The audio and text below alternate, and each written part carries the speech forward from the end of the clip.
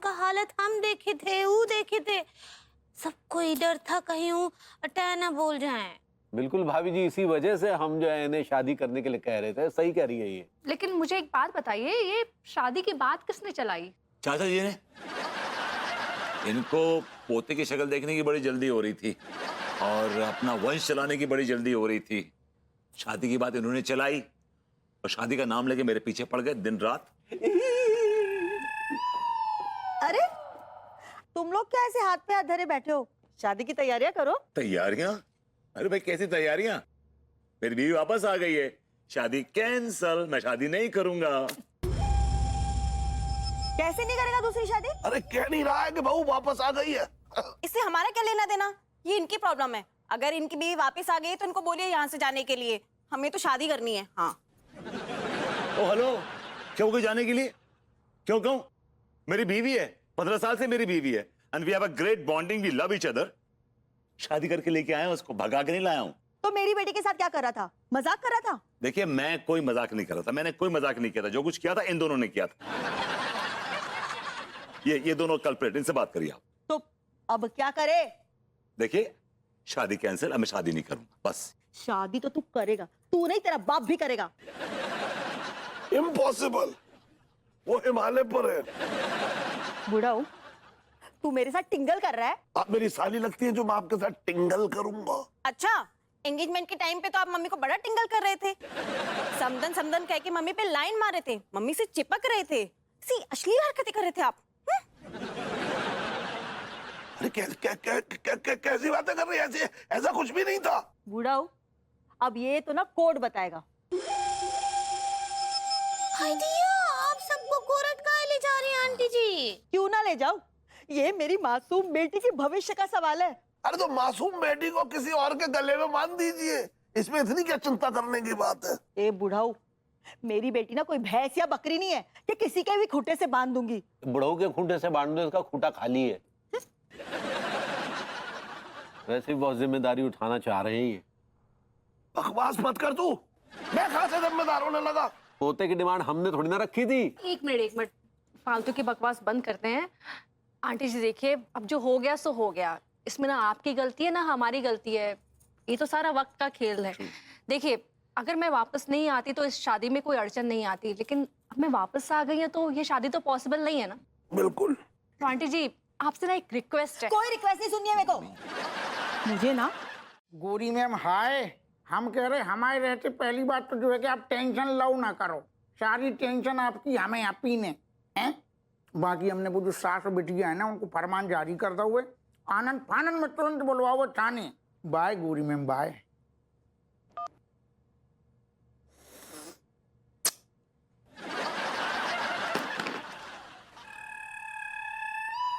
नमस्ते दरोगा जी, कैसे हैं आप? आओ आओ, आप ही दो जनन को हम इंतजार कर रहे थे थाने में। वाह, आप हमारा इंतजार कर रहे थे? ये तो हमारी बड़ी खुशनसीबी हो गई दरोगा साहब, है ना? हो ऐसो है आंटी जी। कौन आंटी? पीछे कहाँ देख रही? आप ही से कह रहे, आप आंटी। दिमाग तो ठिकाने पर है आपका दरोगा जी, आप मुझे आंटी कह रहे हैं? देखिए, वैसे देखे ना तो उम्र में आप मुझसे बड़े दिखते हो, तो मैं आपको अंकल कहूँ? अंकल जी। ज्यादा होशियार बन रही। ऐसो है तो मोरन को हमने थे अंकल आंटी गुनिया लहसुन जाके लाने डिस्कशन के लाने नहीं बुलाओ, समझ में आ रही चाने? तो किस लिए बुलाया है? बता रहे, सीधी खड़ी हूँ। हम तुम दोनों को ढंग से अब समझा रहे, वार्निंग दे रही। शरीफ लोगों को ब्लैकमेल करना बिल्कुल कर दो बंद। ने कसम से हमारी खोपड़िया घूम गई ना तो बहुत लंबे समय के लिए दो जने अंदर जाओगी, कसम से कह रहे। समझ में आ रही कि नहीं आ रही?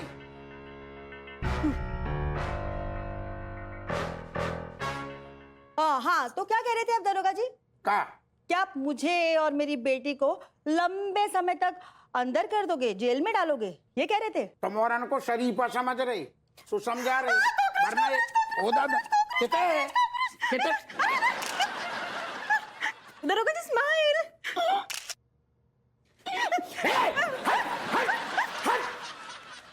जो आखिर जो का बदतमीजी है। दरोगा जी, इसे बदतमीजी नहीं, इसे नेगोशिएशन कहते हैं, नेगोशिएशन। मतलब आपने इस मामले में दखलंदाजी की ना, तो ये जो आप कुर्सी पर अलग अलग योगासन में अलग अलग एक्सप्रेशन दे रहे थे ना, वो सब खचाखच खचाखच खचाखच कमिश्नर साहब तक पहुंच जाएंगे, और कमिश्नर ही नहीं, आपकी बीवी तक भी पहुंच जाएंगे। फिर जो आपका आसन होगा वो तो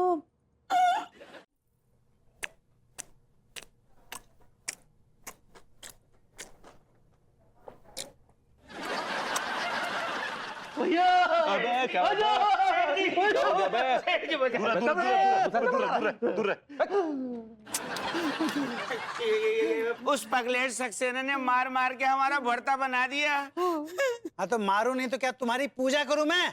अरे भैया, इन दोनों उचक्कों ने मेरी तिजोरी से 1 करोड़ रुपए चुरा लिए।